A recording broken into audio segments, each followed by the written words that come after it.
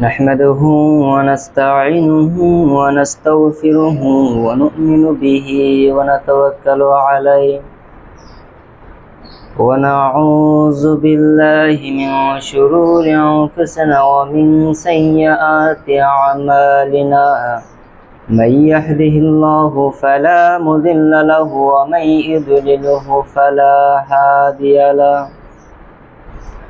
ونشهد أن لا إله إلا الله وحده لا شريك له ونشهد أن محمدا عبده ورسوله الذي أرسله بالحق بشيرا ونذيرا وداعيا إلى الله بإذنه وسراجا منيرا فقد قال الله تبارك وتعالى في كلامه المجيد والفرقانه الحميد فأعوذ بالله من الشيطان الرجيم بسم الله الرحمن الرحيم قاف القرآن المجيد بل عجبوا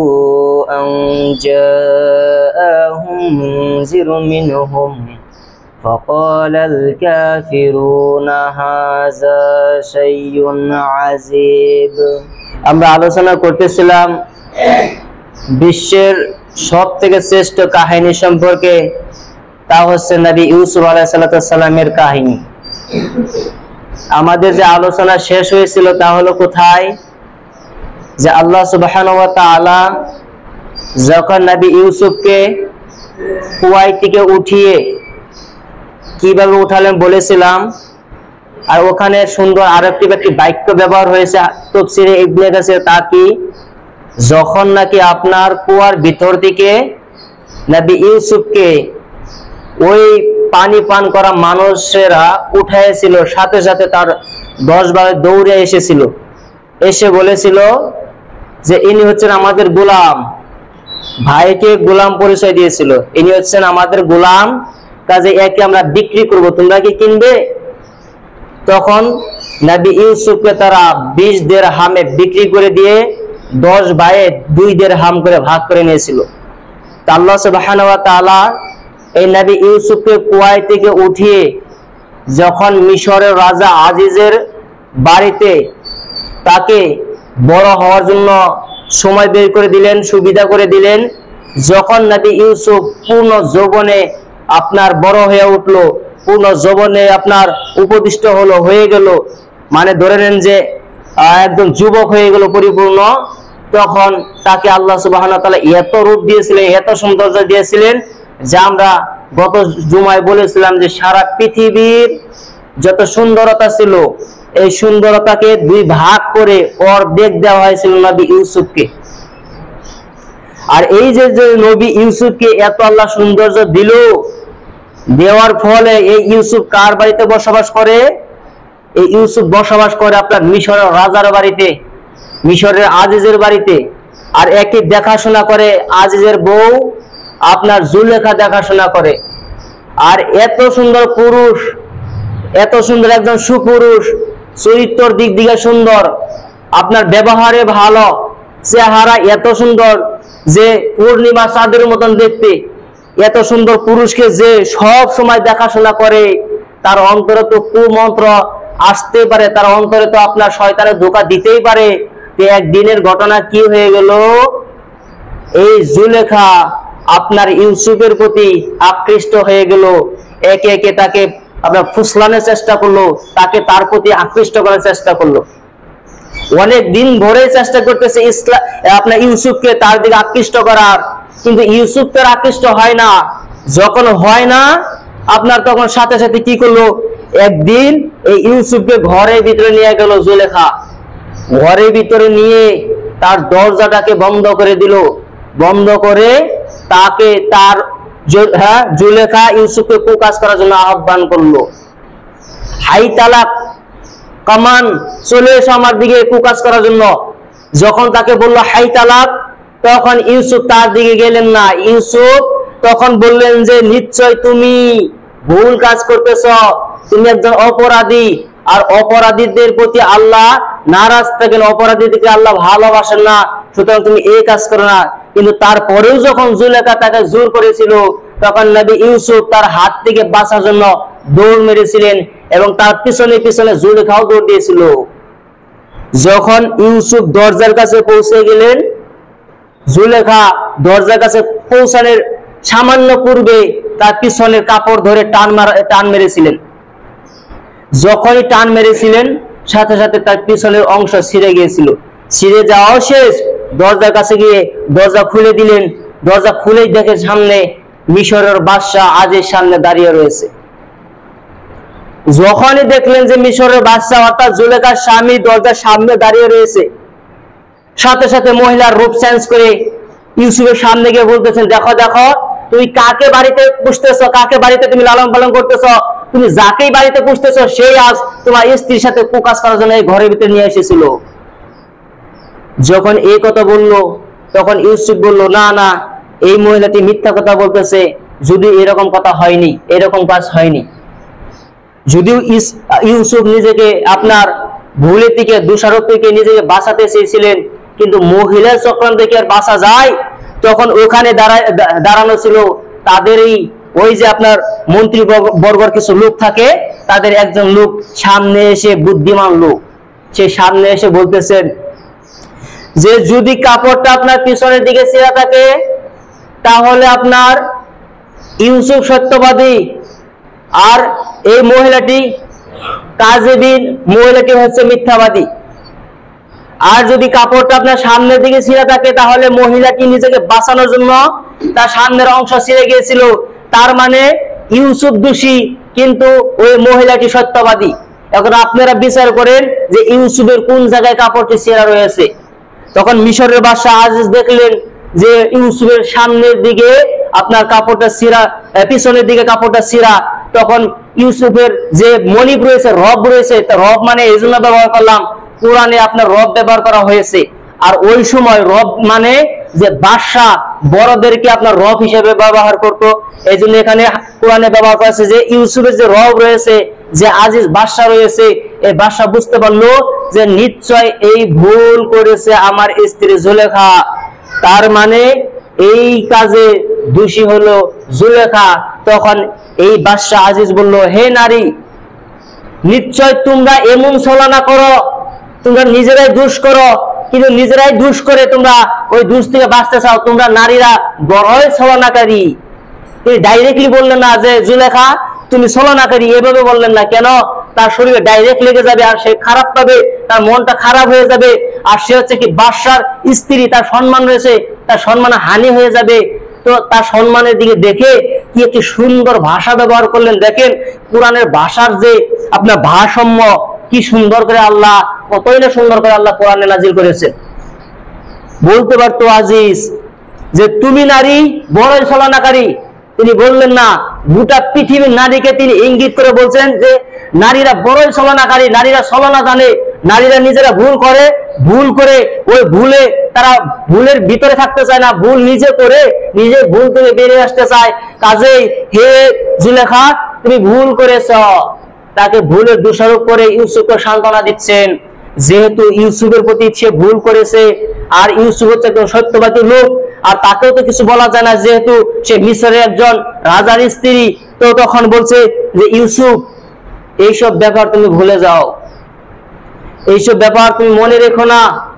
আর তার স্ত্রী জুলেখাকে বলছে, হে জুলেখা, তুমি ভুল করেছো, কাজে তোমাকে ক্ষমা চাইতে হবে, তুমি ভুল করেছো, কাজে তোমাকে ক্ষমা চাইতে হবে। কারণ মিশরের যে বাদশা ছিল আজিজ, এ বড় সত্যবাদী, ভালো সিধা সরল একজন লোক ছিল, কাজে তার স্ত্রীকে তিনি ক্ষমা করে দেননি। আর আপনার তার স্ত্রী ভুল করেছে, আর তার স্ত্রী পক্ষ নিয়ে যে সে বিচার করেছে এমনটাও করেনি। যেটা সত্য আপনার বলে প্রমাণিত হয়েছে, ওই দিকেই আপনার লক্ষ্য করে আপনার ইউসুফের প্রতি আপনার রায় দিয়ে দিলেন। তার স্ত্রীকে বললেন যে তোমাকে মাফ চেতে হবে। এই ঘটনাটা যখন গোটা মিশরে ছড়িয়ে গেল যে মিশরের রাজার স্ত্রী জুলেখা তার গোলামের প্রেমে পড়েছে, কথাটা কত নিম্নগামী হতে পারে যে মিশরের রাজার স্ত্রী তার গোলাম যাকে আপনার কিনে নিয়ে তার বাড়িতে রাখছে তার প্রেমে পড়ে গেছে। কতই না নিকৃষ্টতার কথা। তার স্ত্রী নিশ্চয় বিভ্রান্তিতে পড়ে রয়েছে, নিশ্চয় তার স্ত্রী ভুল পথে রয়েছে। কাজেই এই আপনার ভাগ্য গোটা মন্ত্রীবর্গের যে লোক রয়েছে এই লোকের স্ত্রীগুলো সকল বাড়িতে আপনার আলোচনা, যারই স্বামী বাড়িতে যায় শুনলাম এইরকম কথা যে মিশরের রাজার স্ত্রী মানে আমাদের যে রাজা রয়েছে রাজার স্ত্রী তার গোলামের প্রেমে পড়েছে।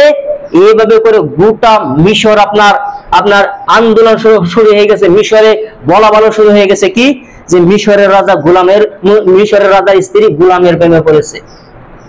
এই কথাটা যখন গোটা মিশর ঘুরে আপনার মিশরের বাদশার স্ত্রী জুলেখার কানে এসে গেল যে আমার নামে তো বদনাম শুরু হয়ে গেছে, গোটা মিশর আমার নামে নামে মিশরে হয়ে গেছে, আপনার কথায় কথায় হয়ে গেছে, তো এটা তো ঠিক করতে হবে। কি করা যাক? গোটা মন্ত্রীবর্গর যে স্ত্রী ছিল, পরিবার ছিল, সকল লোককে তার আপনার যে মন্ত্রীর যে জায়গা রয়েছে, মন্ত্রী সংসদ রয়েছে, এই সংসদে তাদেরকে আহ্বান করা হলো, একটি পার্টি রাখা হলো আর সকলকে আসার জন্য তাদেরকে আমন্ত্রণ জানানো হলো। মন্ত্রীবর্গের সকল ফ্যামিলি তারা ওখানে এসে উপস্থিত হলো আর তাদের জন্য ব্যবস্থা করেছিল একটি হেলান দেওয়ানো চেয়ারের ব্যবস্থা করেছিল, কুর্সির ব্যবস্থা করেছিল। যখন গোটা লোক তার সংসদ যে আপনার রয়েছে সংসদে এসে উপস্থিত হয়ে গেল, ওর সাথে সাথে তাদের কাছে এই জুলেখাকে বলতেছে তোমরা তো আমার নামে বলা বলি করতেছিলা যে মিশরের রাজার স্ত্রী এই ভুল করেছে ওই ভুল করেছে, আমি যার সাথে থেকে ভুল করেছি তাকে তোমরা কি দেখতে চাও? ওই গোলামটাকে তোমরা কি দেখতে চাও? সকল লোকেরা বলে হ্যাঁ, যার নামে আমরা তোমার নামে এত বলা বলি করলাম তাকে আমরা দেখতে চাই, সে কিরকম লোক, সে কিরকম গোলাম, তাকে আমরা দেখতে চাই। যখন এই কথা বললো সাথে সাথে কি করলেন, প্রত্যেকের হাতে জুলেখা একটি করে নেমু আর একটি করে আপনার চাকু হাতে ধরিয়ে দিলেন যে এগুলো তোমরা হাতে রাখো। আর এর দ্বারাই প্রমাণিত হয় যে পূর্বে লোকেদেরকে মেহমানদারি করা হয়েছিল, তারা নিজে নিজে মেহনত করে তারা খেত, মানে তাদের সামনে বস্তু দিত, চাকু দিত, আপনার ফল দিত, তারা কেটে কেটে খেত। এইটাও প্রমাণ হয় পূর্ব যুগে। তো যাই হোক, তাদের হাতে একটি করে লেবু আর একটি করে চাকু হাতে ধরে দেওয়া হলো এবং ইউসুফকে ডাকা হলো, ইউসুফ চলে আসো। যখনই নাকি ইউসুফ ওই মহিলাদের সামনে চলে আসলো, আসার সাথে সাথে প্রত্যেকটা মহিলা আপনার এই চাকু দিয়ে নেমু কাটার বিপরীত প্রত্যেকটা মহিলার আঙ্গুল কেটে ফেলেছে। মহিলারা বলতেও পারে না। আল্লাহ সুবহানাহু ওয়া তাআলা ইউসুফকে এত সৌন্দর্য দিয়েছিলেন, যেসব মহিলারা জুলেখাকে নিয়ে বলা বলি করছিল ওই সব মহিলাদের হাতে আপনার চাকু দেওয়া হয়েছিল, লেবু দেওয়া হয়েছিল যে এই লেবুগুলো কেটে কেটে তোমরা খাও। যখনই নাকি তাদের সামনে ইউসুফ আপনার হাজির হয়ে গেল, ওইসব মহিলারা লেবু কাটা বাদ দিয়ে তারা তাদের আঙ্গুল কেটে ফেলেছে, যদিও তার টেরও পায়নি যে তাদের আঙ্গুল কেটে ফেলেছে। যখনই তাদের নিচের দিকে তাকালো তখনই দেখছে যে তাদের আঙ্গুল নাই।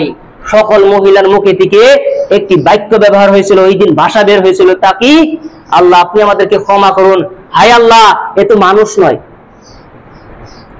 আল্লাহ এ তো মানুষ নয়, এ কি, এ হচ্ছে সম্মানিত ফেরেশতা, এ মানুষ হতে পারে না, এ তো দেখছি একেবারে সাক্ষাৎ ফেরেশতা এসে নেমে গেছে।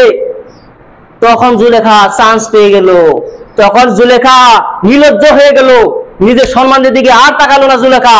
তখন বলা শুরু করলো, হে মহিলারা, তোমরা যে আমার নামে বললা যে ইউসুফের প্রেমে পড়ে এ তার সম্মান নষ্ট করে দিয়েছে, একজন গোলামের প্রেমে পড়ে জুলেখা তার সম্মান ধ্বংস করে দিয়েছে, শুনো, তোমরা তো শুধুমাত্র ইউসুফকে এক নজর দেখতে পেয়েছ, আর যে ইউসুফকে আমি প্রত্যেক দিন খাওয়াই, যে ইউসুফকে আমি প্রত্যেকটা সময় দেখি, যে ইউসুফ আমার সব সময় আমার সাথে থাকে, তা আমার কি রকম লেগেছে তোমরা বলো।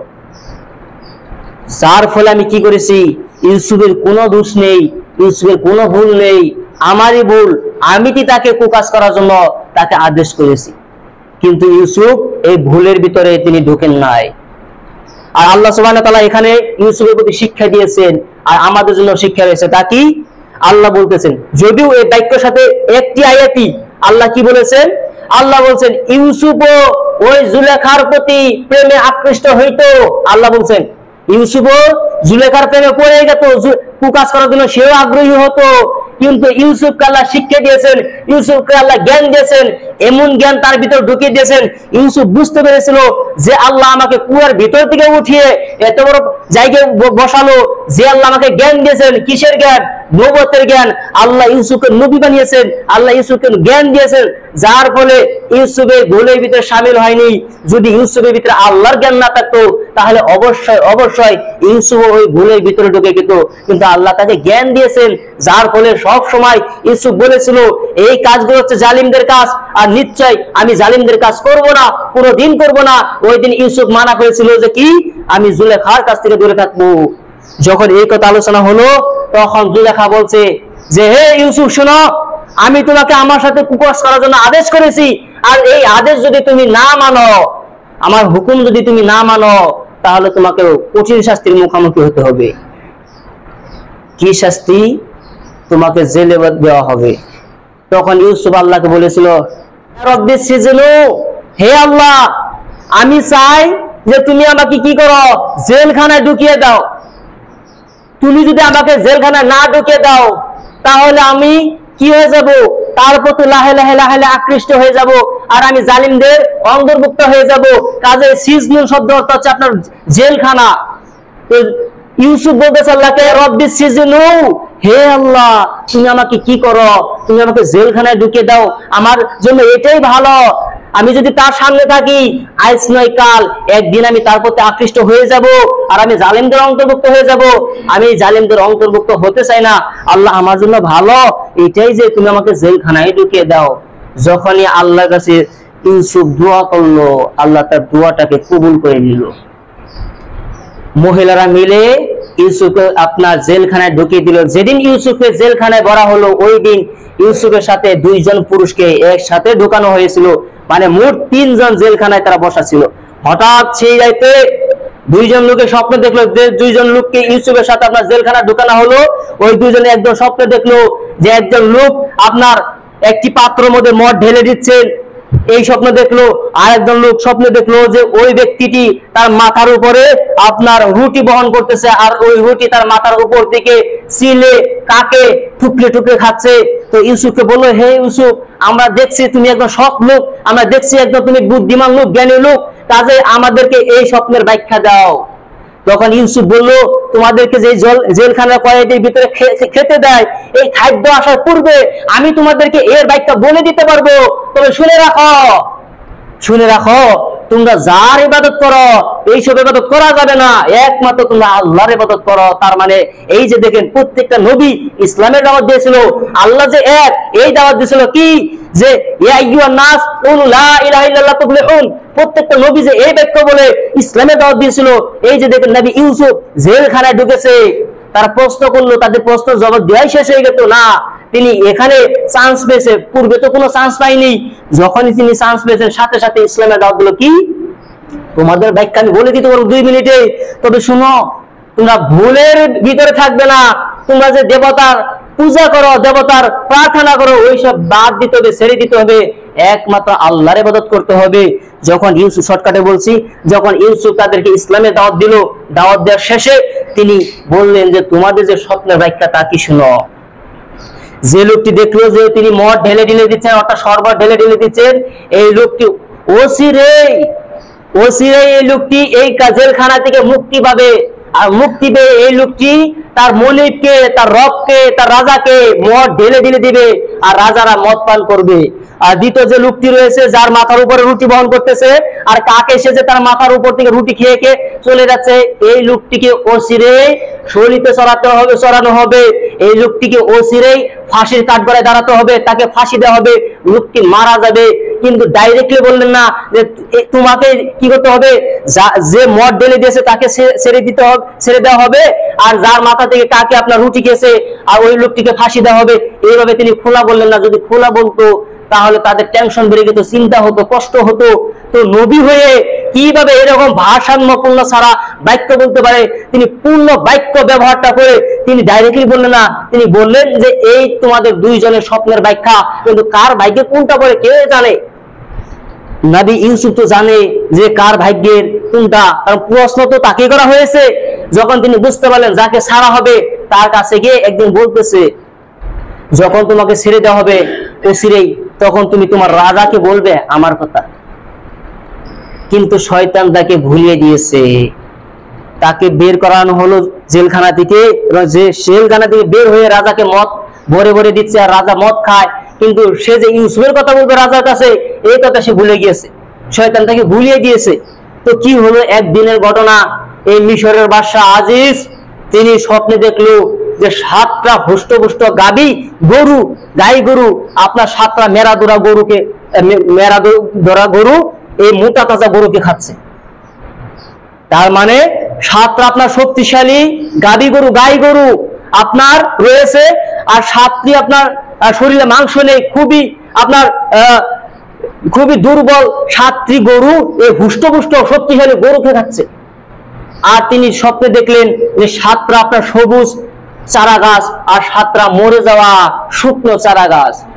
যখন এই স্বপ্ন দেখলেন, স্বপ্ন দেখে ওই মিশরের যত আপনার স্বপ্নের ব্যাখ্যা জ্ঞানী লোক ছিল, পূজারী ছিল, আপনার জ্ঞানী লোক ছিল, ব্রাহ্মণ ছিল, আর আপনার যারা আপনার কি করে যে স্বপ্নের ব্যাখ্যা দিতে পারে, ওই সব লোকেদেরকে সকলকে ডেকে তার সামনে হাজির করা হলো। হাজির করে বলতেছেন, হে আমার সংসদ বর্গ, আমার সামনে তোমরা যেই রয়েছ, তোমরা আমার এই স্বপ্নের ব্যাখ্যা দাও। যখন এই কথা বললো, ওই সব লোকেরা বলা শুরু করলো, আরে এই স্বপ্ন কোনো মানেই নেই, এই স্বপ্ন থেকে ফালতু স্বপ্ন, এমন স্বপ্নের ব্যাখ্যা আমরা জানি না, যে স্বপ্নের কোনো অর্থ নেই, যে স্বপ্নের কোনো ভ্যালু নেই, এই স্বপ্নের কোনো অর্থ হয় না, এগুলো আমরা জানি না। যখন এই কথা বললো, তখন বাদশাহ ঘোষণা করে দিল কে এই স্বপ্ন ব্যাখ্যা দিতে পারে। সাথে সাথে ওই যে জেলখানা 2জন কয়েদির একজন কয়েদিকে যে ছেড়ে দেওয়া হয়েছিল, ওর মনে হয়ে গেল, হায় আল্লাহ আমি কি করলাম, আমি ওই দিন যদি ইউসুফের কথা এই বাদশাকে বলতাম, না হলে কতদিন পূর্বেই ইউসুফকে জেলখানা থেকে বের করে আনা হতো, আমার ভুলে সে কত কষ্ট করতেছে। সাথে সাথে সে বলল, আমি এর জবাব এনে দিতে পারবো, তবে আমাকে এখনই তুমি জেলখানায় আমাকে ঢুকিয়ে নিয়ে যাও। তাকে জেলখানা নিয়ে যাওয়া হলো, ইউসুফের কাছে হাজির হলো।